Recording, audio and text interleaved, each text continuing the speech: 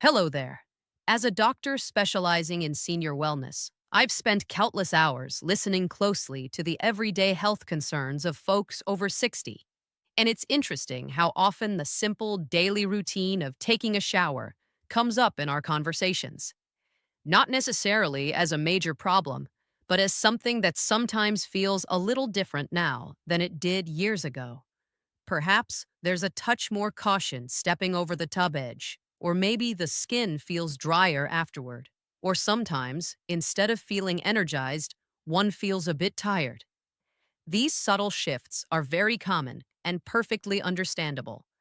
Our bodies naturally change as we age, and sometimes our familiar routines benefit from small, thoughtful adjustments to keep us feeling safe, comfortable, and confident in our own homes.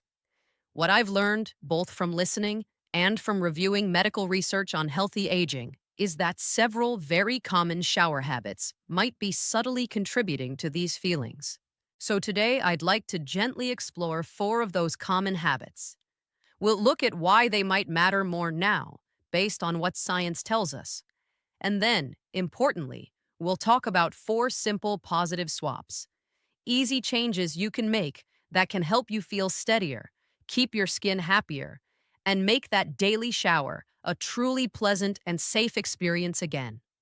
And please do stay with me, because the first better habit we discuss is related to something most people don't think about: how the length of your shower, combined with the heat, can affect your skin and even your energy levels. The solution is wonderfully simple. Now, just a gentle reminder: the information we're sharing today is for educational purposes, just offering some ideas based on general knowledge. It's always best to discuss your individual health situation and any specific concerns with your own doctor or healthcare team, okay? You'll find links related to the topics we discuss down in the description box below if you'd like to explore further. Before we dive in, I'd be grateful if you could share in the comments: where are you joining us from today? And what's one small thing that helps you relax? It could be anything at all. All right, let's begin by gently considering the first habit that might be worth rethinking. Number one is staying in a very warm or hot shower for a prolonged time. That lovely feeling of hot water cascading over you can feel like such a wonderful indulgence, especially on a chilly day or if muscles feel a bit stiff. Many people tell me it's their quiet time, their escape. But spending too long immersed in very warm or hot water can sometimes lead to a couple of subtle issues for mature skin and circulation. Here's the gentle physiology. Firstly, prolonged exposure to hot water, as dermatological research confirms, can strip away the natural oils, sebum, that protect your skin's surface. As we age, our skin naturally produces less sebum, making it more prone to dryness. So, while that long hot shower feels good in the moment, it can ironically leave your skin feeling tight, dry, and itchy later on. Secondly, similar to our previous discussion on water temperature, standing for a long time, say 15 to 20 minutes or more, in a very warm environment causes blood vessels to dilate, potentially leading to that temporary drop in blood pressure and a feeling of lightheadedness or fatigue afterward, especially for those whose circulatory systems adjust a bit more slowly now. I remember chatting with a delightful lady, Mrs. Evans, who suffered from persistently dry, flaky skin on her legs.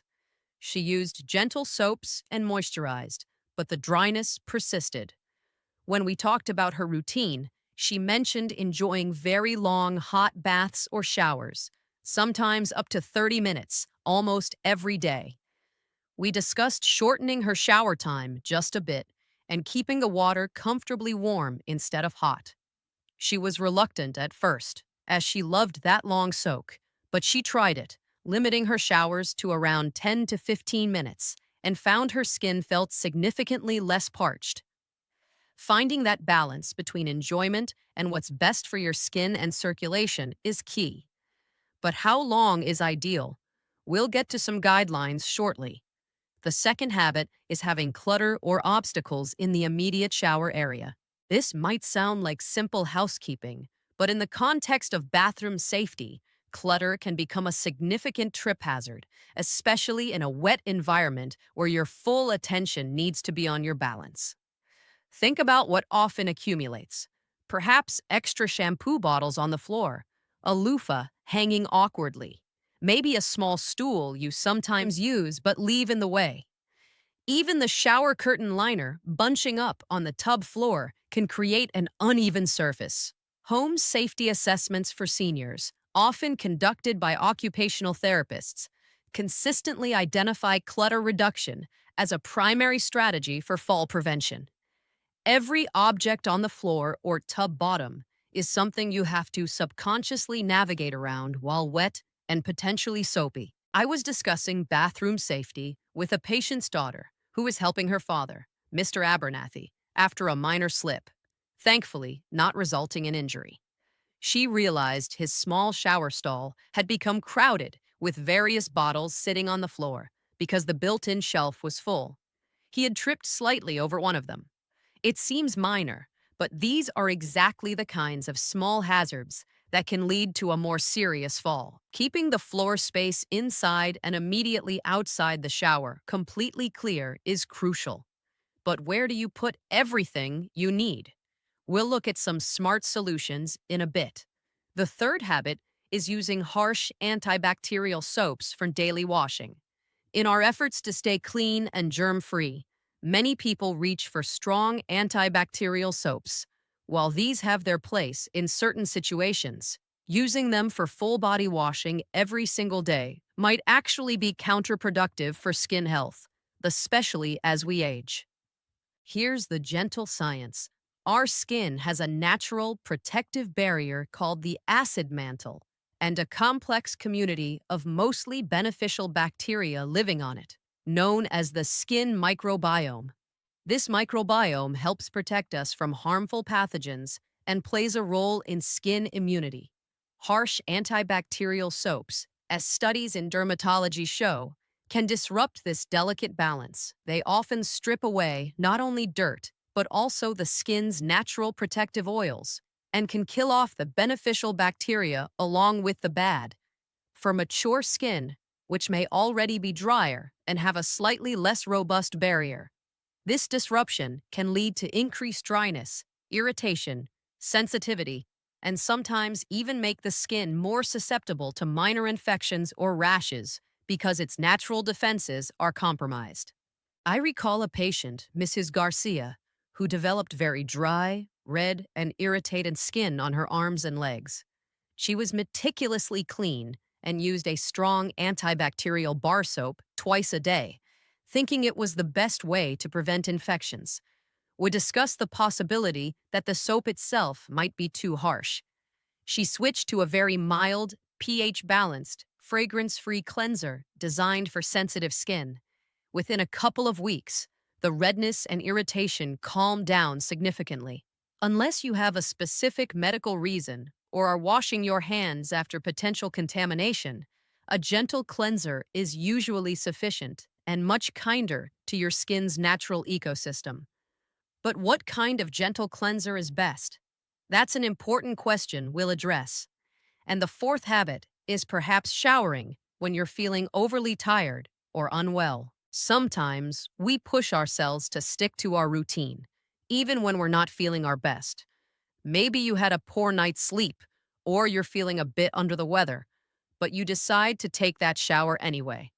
While commendable, showering requires a certain amount of energy, balance, and awareness, and doing it when you're significantly fatigued can increase risks. Consider this. Fatigue can affect our coordination, slow our reaction times, and make us feel generally less steady. Standing in a warm, enclosed space can sometimes exacerbate feelings of tiredness or even mild lightheadedness if you're already feeling run down. Furthermore, if you're feeling unwell, perhaps feverish or nauseous, the exertion and heat of a shower might worsen those symptoms. While good hygiene is important, there might be days when a simple sponge bath or using cleansing wipes at the sink is a safer and more comfortable option until you're feeling stronger. Listening to your body is key. I chatted with a gentleman who admitted he'd once felt quite dizzy in the shower on a day he was coming down with the flu, but had pushed himself to shower anyway.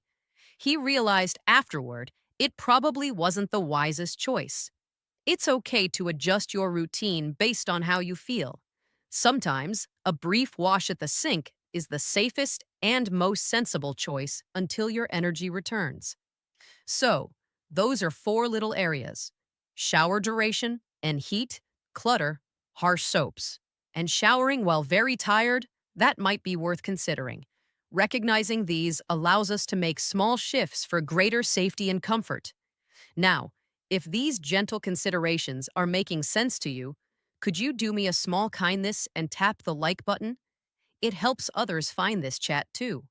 And please do subscribe and click the little notification bell, because coming right up, we're going to talk about the simple, positive swaps that address each of these points. All right, now that we've gently explored a few common shower habits that might benefit from a little adjustment, let's focus on the positive side.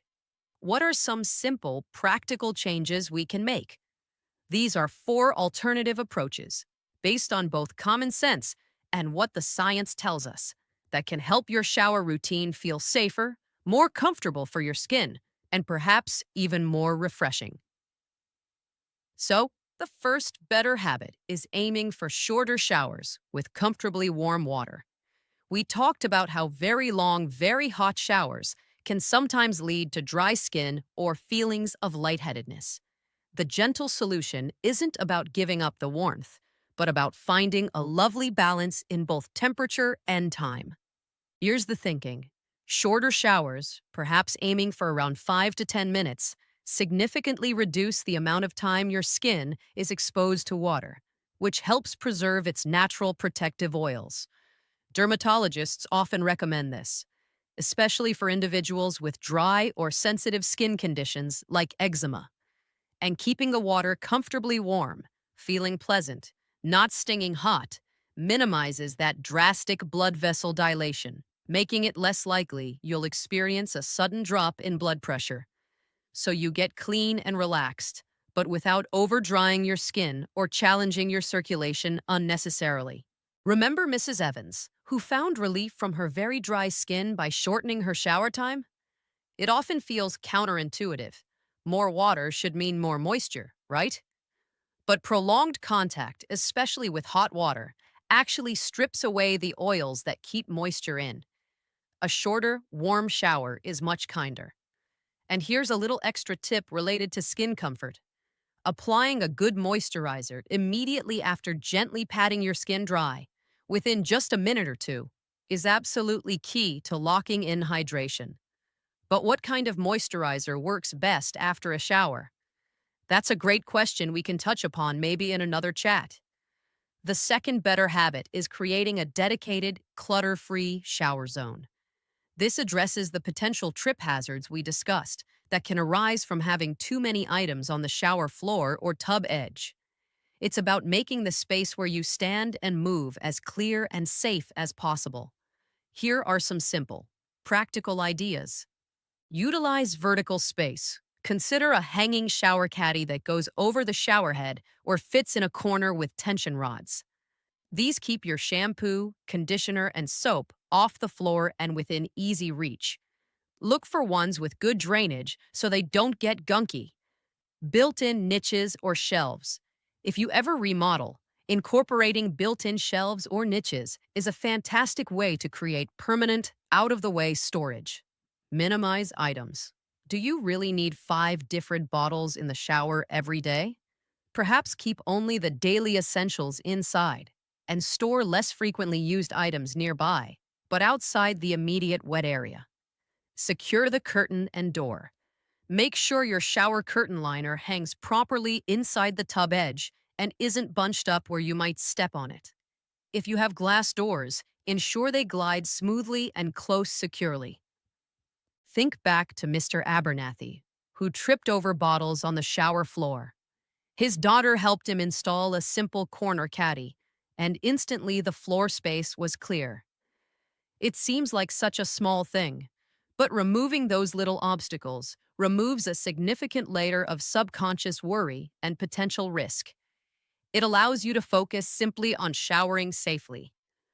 The third better habit is choosing a truly gentle cleanser and using it thoughtfully. This addresses the potential for skin irritation from harsh soaps and also ties into how we actually wash ourselves. Here's what dermatologists often recommend for mature skin. Look for non-soap cleansers or Syndet bars. These look like soap but are chemically different. They have a pH closer to your skin's natural level and are much less likely to strip away protective oils. Many brands label them as gentle cleansing bars or beauty bars rather than soap. Moisturizing body washes. As we discussed, liquid cleansers formulated with ingredients like glycerin, ceramides, hyaluronic acid, or natural oils can cleanse effectively while helping to hydrate the skin. Look for fragrance-free if you have sensitivity. Less is more. You probably don't need to vigorously soap up your entire body every single day, especially areas like arms and legs, which tend to be drier. Focus on cleansing areas that need it: underarms, groin, feet, and use water alone or just a very gentle rinse elsewhere on days you don't feel particularly dirty. Gentle application. Avoid harsh scrubbing with rough cloths or loofahs. Using just your hands or a very soft, clean cotton washcloth and using a fresh one each time is often sufficient and much kinder to the skin barrier. Remember Mrs. Garcia, whose skin was red and irritated from her strong antibacterial soap? Switching to a mild, non-soap cleansing bar brought her immense relief. It's about cleaning effectively while respecting your skin's natural balance. But speaking of washcloths, is using one every day even necessary? Or is there another way? That's an interesting point we can perhaps explore in our final tip. And finally, our fourth better habit, which ties everything together: cultivating a simple, calm, start-to-finish shower plan. Now, this might sound a little formal, but truly, it's just about taking a quiet minute or two before you even turn on the water to gently ensure everything is prepared and you feel settled. It's about transforming the shower from something you might rush through into a smooth, predictable, and unhurried part of your day. Here's why taking this moment can be so helpful. When we feel calm and prepared, our movements tend to be more mindful and deliberate. Rushing, as we know, can sometimes lead to hasty actions or overlooking small details in any activity. In the shower, where good balance is important and surfaces can be wet, moving calmly and having everything easily accessible just makes practical sense. It helps prevent those little moments of surprise, like realizing your towel is across the room while you're dripping wet, or having to reach awkwardly for the soap bottle that's almost empty, which can create unnecessary little moments of instability, chill, or stress. Think of it like a pilot going through a quick checklist before takeoff. It's not about lack of skill. It's about ensuring everything is in place for a smooth journey. So, what does this gentle start-to-finish plan involve? It's wonderfully simple and can become a natural habit in no time. Temperature check, gently done. Before stepping in, let the water run for a moment and test it on the inside of your wrist or elbow. Is it comfortably warm, like a pleasant bath? Adjust it slowly until it feels just right. No sudden shocks of too hot or too cold. Gather your comforts. Take a visual sweep. Is your soft towel hanging right where you can easily reach it without stretching or stepping out? Is your gentle liquid soap or body wash bottle full enough and placed conveniently? Do you have your fresh washcloth ready? Perhaps even think ahead. Are your clean clothes laid out nearby for after you dry off so you don't get chilled? Having everything anticipated makes the process feel seamless. Secure your path. Glance down. Is the floor space immediately outside the shower clear of any clutter? Laundry baskets, shoes, stray bottles? Is your non-slip rug lying perfectly flat and secure, ready to provide a safe landing? It's also wise to make sure any stray water on the floor outside the shower is wiped up before you step out. A moment to center. Just before you step in, take one or two slow, easy breaths. Maybe ask yourself, how am I feeling right now? Am I feeling steady today? This little check-in connects you to your body and sets a calm tone. Remind yourself that this is your time, and there's absolutely no need to rush. This little ritual, truly just taking 60 to 90 seconds to prepare, can profoundly shift the feeling of your entire shower experience. Patients who have embraced this simple habit often tell me they feel much less on edge. They feel more in control. The shower feels safer, and it becomes a more genuinely relaxing and predictable part of their day. Rather than just another task to get through, it removes those potential little stressors and allows you to simply focus on the pleasant feeling of the warm water and getting clean comfortably. So there we have it, 4 common shower habits that might benefit from a gentle review, and 4 simple positive adjustments grounded in safety and comfort, aiming for shorter showers with comfortably warm water, creating that truly secure footing in and around the shower, choosing gentle cleansers, and maybe using just your hands or a fresh cloth, and cultivating that calm start-to-finish plan. None of these are drastic changes, are they? They're small, thoughtful shifts. But taken together, based on what we understand about our bodies as we age, they can add up significantly. They can help reduce the risk of slips or dizziness, keep your skin feeling more comfortable, and transform your daily shower into an experience that truly supports your well-being and confidence at home. Now, as we finish our chat today, I do want gently to remind you that this conversation has been for general information and to offer some ideas based on common experiences and research. It's not a substitute for personalized advice from your own doctor or healthcare team who knows your unique health history best. Please always feel comfortable bringing up any specific concerns or questions with them. I sincerely hope these thoughts have been helpful and perhaps offered a slightly new perspective on this very routine part of our day. It's often these quiet little adjustments in our lives that make the most meaningful difference in how safe and comfortable we feel. Speaking of daily comfort, something else that comes up often in my conversations with patients is the challenge of getting a truly restful night's sleep. In our next video, we'll be exploring that topic, looking at some surprising things that might be interfering with sleep as we get older, and discussing some gentle, natural approaches you might find helpful. I do hope you'll join me for that discussion. For today, if you found value in our chat, the one small thing I would ask is if you might share this video with just one friend or family member who you think might appreciate these gentle safety considerations for their own shower routine. It's such a thoughtful way to help look out for the people we care about. Thank you so much for spending this time with me today. Please take good care, shower safely and comfortably, and I look forward to chatting with you again soon.